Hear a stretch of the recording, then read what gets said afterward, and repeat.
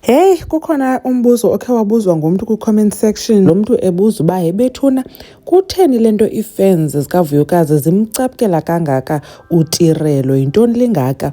Wakhona ke umntu otshoyo wathi zizinto uTirelo awazenza okanye awazithetha ku-season 1. Now ndikhe ndathi ke ubuyela ku-season 1 after ndiphinde ndabona ipost on TikTok kusithiwa uMpumelelo le nto ye-virgin wife ayikho, yayiyinto nje okanye ibiyinto nje yokuthi get rid of uVuyokazi, because ngoku sasibukele usizini 1 wezingane zesithembu, uVuyokazi kwakuthiwa ngumamkhulu jiki xa kudlala uthando nesithembu emveni kwezingane zesithembu zingashiyani kakhulu, uMpumelelo uyachaza ebazalini bakhe bangoku ufuna uthatha i-virgin wife. Naku-season 2 wezingane zesithembu wabhizi naloo nto leyo. Kuthiwa ke uTirelo yinto ebeyifuna kakade, ibiyiplani yakhe eyoba uVuyo asuke kushiyeke yena, it's either ke abe ngumamkhulu okanye uVuyokazi angabikho at all.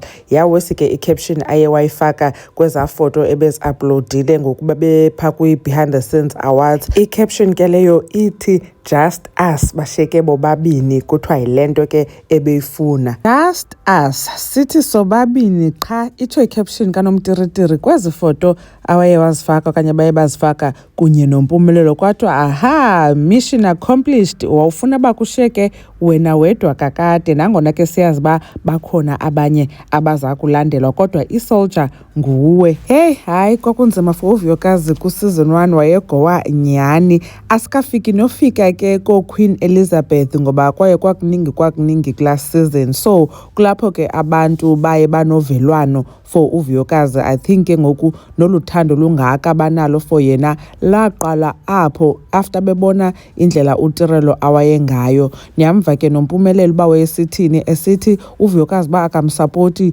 kwizinto ezincinci, phofu ke wayefuna ugoduka noTirelo noVuyokazi kuba yayipati kalwandle, so echaza ke ngokuba uzawuintrodyusa ke noTirelo. So uVuyokazi wesithi yena akayiboni need uba abe khona ke on the day aintrodyusa ngaye uTirelo kwifemeli yakhe, mhlawumbi xesha eliphantsi emchaza. So uMpumelelo enga-understand ukuthi uVuyokazi mna ndizawuba yintoni, like ndizabe ndisisibhanqa nditheni, nam ndiyasapota uba ewe ke ngumnakwethu lona okanye ndiyathula, so ngcono ndingabikho. So uMpumelelo wabona ke uba uVuyokazi akamsapoti, so zizinto ezinjalo ke ezo. So ndiyambona ke noTirelo wahleka ke xa uVuyokazi exelela uba le position yoba ngumamkhulu ingathi akazolunga kuyo xa engazumxhasa uMpumelelo. So uVuyokazi wabesitsho ke uba uTirelo uyahleka nibuzibona inguye umamkhulu, which is what is currently happening ngoku, because ngoye uTirelo yiyo i-girlfriend endala eshiyekileyo. So noba umntu angafika enziwe u-first wife, kodwa siyayazi uba ngubani ebekhona kuqala kunye noMpumelelo. And then loo nto ke ngoku abantu besithi le nto yobu-virgin was to get rid of uVuyokazi because the signs were there.